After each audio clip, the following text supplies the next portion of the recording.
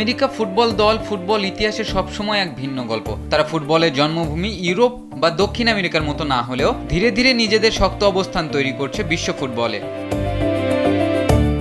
বিশ্ব ফুটবলের সবচেয়ে বড় আসর ফুটবল বিশ্বকাপে আমেরিকার যাত্রার শুরু অনেক আগেই। 1930 সালের প্রথম বিশ্বকাপে তারা সেমিফাইনাল পর্যন্ত গিয়েছিল, কিন্তু এরপর অনেক বছর তারা বড় কোনো প্রভাব রাখতে পারেনি। মাঝে মাঝে বিশ্বকাপের যোগ্যতা অর্জন করেছে, আবার কখনো ব্যর্থ হয়েছে। তবে 1990 সালের পর থেকে তারা নিয়মিত বিশ্বকাপে অংশ নিচ্ছে।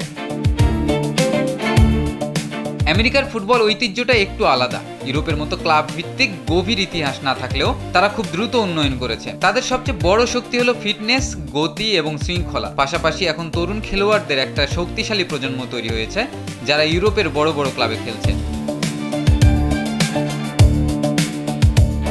বর্তমানে আমেরিকা দলের খেলার ধরন অনেক আধুনিক। কোচ সাধারণত পজিশন ফুটবল এবং দ্রুত ট্রানজিশনকে গুরুত্ব দেয়। তারা মাঝমাঠে বল ধরে রেখে দ্রুত আক্রমণে যেতে চায়। উইং দিয়ে আক্রমণ করা এবং প্রেসিং ফুটবল তাদের মূল স্ট্র্যাটেজির অংশ। তাদের সম্ভাব্য ফরমেশন 4-3-3 অথবা 4-2-3-1। এই ফরমেশনে তারা মাঝমাঠ নিয়ন্ত্রণ রাখে এবং আক্রমণে বেশি খেলোয়াড় যোগ করে। ডিফেন্সিভ লাইনে তারা হাই লাইন ধরে খেলে, যাতে প্রতিপক্ষকে চাপে রাখা যায়। বর্তমান কোচ হিসেবে পচেতিনো দলের ট্যাকটিক্যাল দিক আরো শক্তিশালী করার চেষ্টা করেছেন। তার স্টাইল হলো হাই প্রেসিং, দ্রুত বল রিকভারি এবং আক্রমণাত্মক মানসিকতা। তিনি খেলোয়াড়দের স্বাধীনতা দেন, কিন্তু একই সাথে টিম ডিসিপ্লিন বজায় রাখেন।